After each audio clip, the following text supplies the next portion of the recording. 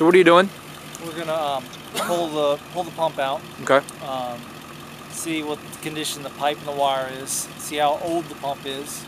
See, you know, what horsepower the pump is, what gallons per minute. See how old the motor and the pump end is. Then we're gonna, put it back down and see what the depth of the well is. Okay. Put everything back down in there. Flow test the well.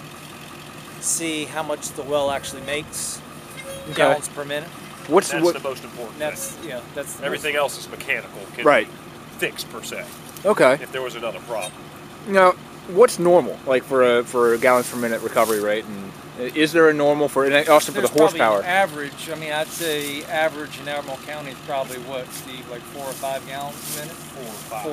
Okay. It all depends on the flow and the depth. So I mean, if you have a 300-foot well, it makes 2 gallons a minute. That's good enough flow to sustain the house. Right. If you have a 100-foot well that makes 2 gallons a minute, you could run into some problems with the storage capacity. Okay. So that's essentially what we're trying to figure out. Okay, how deep is the well? Then what's it recover at? And then we can say, all right, this should be fine for the house, or you may have problems, or it's not going to work. Period. Cool. Bottom line. Okay.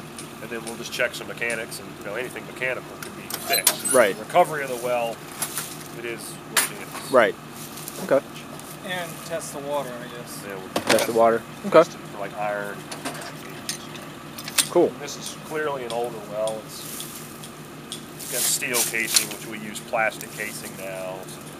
So major